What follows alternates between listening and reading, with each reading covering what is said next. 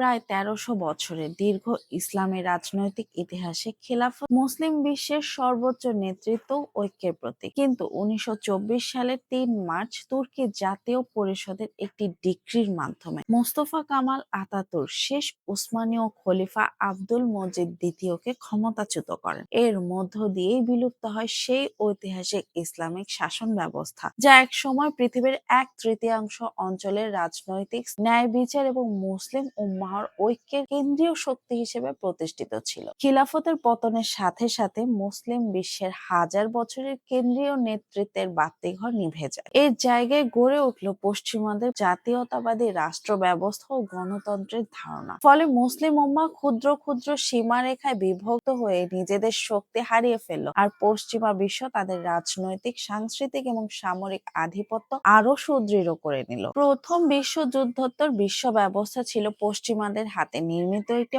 মতাদর্শিক প্রকল্প। একদিকে তারা জাতীয়তাবাদের বয়ান ছড়িয়ে মুসলিম বিশ্বের ঐক্য ভেঙে দেয়, অন্যদিকে গণতন্ত্র, মানবাধিকার ও মুক্ত বাজার অর্থনীতির নামে নিজেদের প্রভাবকে বৈধতা দেয়। ইউরোপীয় দার্শনিকরা জন লক, রুশো, মন্টেস্কিউ যে সামাজিক চুক্তি ভিত্তিক রাষ্ট্র ব্যবস্থা প্রতিষ্ঠা করেন তার জোর ছিল জনগণের সার্বভৌমত্ব, রাষ্ট্র ক্ষমতার বিভাজন, ব্যক্তি স্বাধীনতা এবং ধর্মকে রাজনীতি থেকে সম্পূর্ণ বিচ্ছিন্ন করার উপর। কিন্তু এই ব্যবস্থা গড়ে ওঠে একটি অত্যন্ত বস্তুবাদী দৃষ্টিভঙ্গির উপর, যেখানে মানুষের আধ্যাত্মিকতা, নৈতিক উন্নয়ন বা পরকালীন জবাবদিহিতার কোনো ভূমিকা রাখে না। ফলে গণতন্ত্রের সাথে সাথে পৃথিবী লাভ হলো পুঁজিবাদ, বৈষম্য, নতুন ধরনের ঔপনিবেশিক আধিপত্য। পশ্চিমাদের এই মতাদর্শ যখন বিশ্ব ব্যবস্থার কেন্দ্রস্থলে জায়গা করে নেয়, তখন এর সবচেয়ে বড় প্রতিদ্বন্দ্বী হিসেবে বিবেচিত হয় ইসলাম। ইসলামের দৃষ্টিতে জীবন শুরু হয় দুনিয়া ভোগের সীমাবদ্ধ নয়, বরং এটি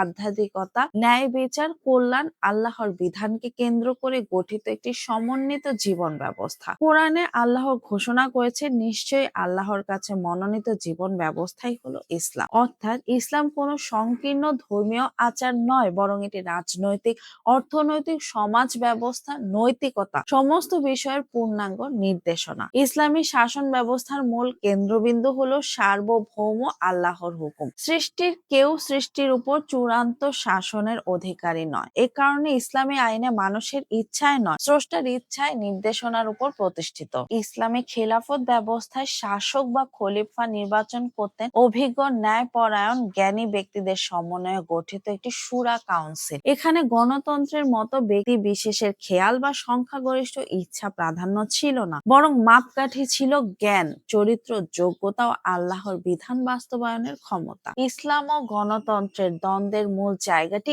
এখানে। গণতন্ত্রের ভিত্তি মানুষের ইচ্ছা, সামাজিক চুক্তি, আর ইসলামের ভিত্তি আল্লাহর হুকুম। গণতন্ত্রে আইন প্রণয়নের অধিকার জনগণের নির্বাচিত প্রতিনিধি বা পার্লামেন্টে, অথচ ইসলামে আইন নির্ধারক কেবল আল্লাহ। গণতন্ত্র স্বাধীনতা, ব্যক্তি কেন্দ্রিকতা, ভোগবাদকে গুরুত্ব দেয়। ইসলাম গুরুত্ব দেয় ন্যায়, সততা, দায়িত্ববোধ ও পরকালীন জবাবদিহিতাকে। গণতন্ত্রের নামে পৃথিবী বহুবার সামরিক আগ্রাসন, দখলদারিত্ব ও শোষণের শিকার হয়েছে। ইরাক, আফগানিস্তান, সিরিয়া তার প্রমাণ। অপরদিকে ইসলামের উদ্দেশ্য হলো এমন এক সমাজ ব্যবস্থা প্রতিষ্ঠা করা যেখানে ধনী, গরিব, শাসক, প্রজা সকলের জন্য একই ন্যায় বিচার প্রযোজ্য। আজ যখন বিশ্বব্যাপী গণতন্ত্রের সমালোচনার মুখে, তখন অনেকেই শাসন ব্যবস্থার বিকল্প খুঁজছে। আফগানিস্তানের সাম্প্রতিক ঘটনাবলী দেখিয়েছে পশ্চিমা গণতন্ত্রের চাপা কাঠামো টেকসই সমাধান দিতে ব্যর্থ। অন্যদিকে ইসলামী শাসন ব্যবস্থার প্রকৃত রূপ যদি ন্যায়, কল্যাণ এবং অর্থনৈতিক ইনসাফের ভিত্তিতে তুলে ধরা হয়, তবে